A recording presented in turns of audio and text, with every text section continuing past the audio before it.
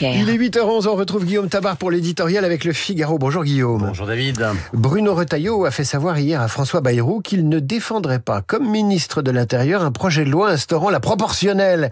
Est-ce l'annonce d'une rupture gouvernementale? Alors on n'en est pas encore là, mais le nouveau président des Républicains fait clairement planer la menace.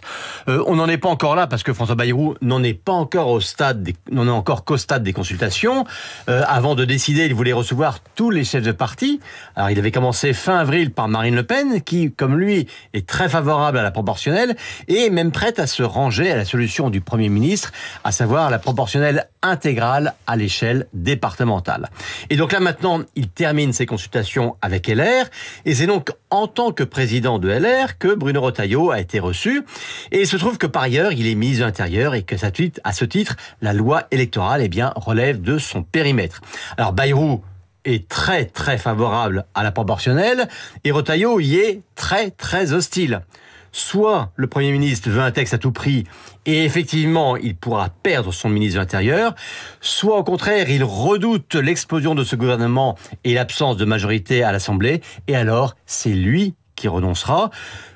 Pour nous résumer ce qui s'est passé hier à Matignon, ce n'est pas l'annonce d'une rupture, c'est l'amorce d'un bras de fer. Alors pourquoi Bruno Retailleau se montre-t-il si fermé sur la proportionnelle? Est-ce vraiment un sujet central pour lui alors que son élection à la tête du parti LR a plutôt validé la présence de ce parti au gouvernement? Écoutez, d'abord, Retailleau est sincèrement hostile à la proportionnelle, comme d'ailleurs la quasi-totalité des dirigeants et des élus LR.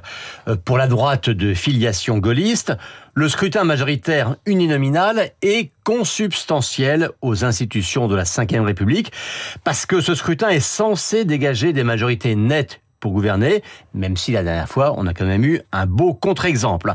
Et pas aussi parce que ce scrutin garantit un lien personnel du député avec un terrain, avec des habitants, plutôt que de dépendre du bon vouloir des états-majors parisiens. Donc, il y a une vraie raison de fond à son opposition. Mais il y a aussi un motif plus conjoncturel. Bruno Retailleau vient d'être élu président des Républicains contre un Laurent Wauquiez qui l'accusait d'être trop dépendant du couple Macron-Bayrou et qui n'entend pas baisser la pression sur lui. Donc, pour son premier acte de président du parti, il lui était difficile de se mettre à dos les siens en donnant satisfaction à Bayrou. Alors comment tout cela va-t-il se terminer? Écoutez, Bayrou va tout faire quand même pour imposer son texte, parce que la proportionnelle, c'est vraiment son ADN, c'est l'ADN centriste, et parce que ça fait un sujet, et ils ne sont pas si nombreux, où il sait qu'il aura un soutien massif de l'opinion. Alors après, on sait que LR est vent debout.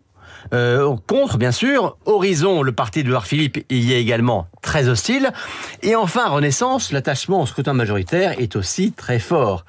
Or, même si LFI et le RN sont pour la proportionnelle, ça ne suffira pas à ne pas censurer le gouvernement sur d'autres sujets. Donc, pour Bayrou, consolider son socle commun, ça reste une priorité. Et ça n'est pas forcément très prudent de le diviser ou de se le mettre à dos avec un sujet de loi électorale, et encore moins de risquer la démission de son ministre le plus populaire. Autrement dit, la proportionnelle, c'est quand même très loin d'être fait. Merci Guillaume, à demain.